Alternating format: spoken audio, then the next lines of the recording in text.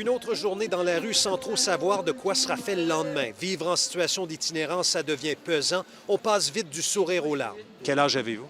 70. Vous avez 70 ans et vous vivez dans la rue. Je suis une, je pense, des plus vieilles femmes ici. Vous avez des malchances. Oui. Vous avez vu les données, il y a près de 4700 itinérants dans la métropole. Ils sont partout en ville. Derrière le complexe Guy Favreau, une brigade du Centre Amitié autochtone fait sa tournée. Au même moment, un homme puise de l'eau à même la fontaine publique. Un autre dort profondément sur ce banc de parc. On est près de la rue Notre-Dame-Est. À côté de l'entreprise Sucre L'Antique, il y a cet immeuble désaffecté. Attendez de voir ce qu'il y a de l'autre côté. Les images de notre drone sont époustouflantes. C'est le plus gros campement clandestin à Montréal. Du haut des airs, on voit que les gens établis temporairement ici ont accumulé une tonne d'articles de toutes sortes. Certains sont prêts à affronter l'hiver dans leur installation de fortune, d'autres vont bientôt plier bagages. Il y en a un qui ça fait 9 ou 10 mois qu'il est ici. Il est passé l'hiver, mais il est bien installé. Moi, je ne passerai pas l'hiver ici, c'est pas vrai. Désolé.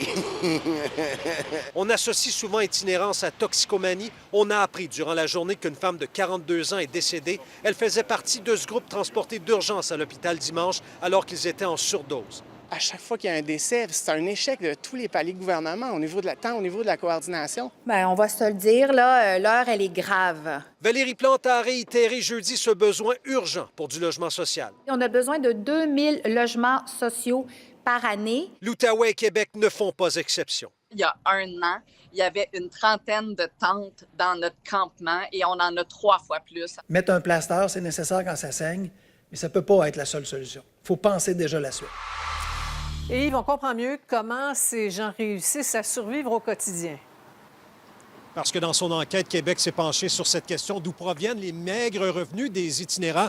Voyez le tableau, Sophie, le chèque d'aide sociale qu'ils reçoivent au début du mois, c'est leur principale source de revenus pour 62 Ensuite, c'est l'emploi pour plusieurs d'entre eux, mais il y a des itinérants, au moins 1 sur 10, qui gagnent son argent en mendiant avec des bouteilles consignées, prostitution, vente de drogue. Ensuite, Sophie, le reste, c'est la retraite, programme pour aînés, allocation familiale, de bien faibles revenus pour des loyers de plus en plus chers. Ouais. Merci beaucoup, Yves.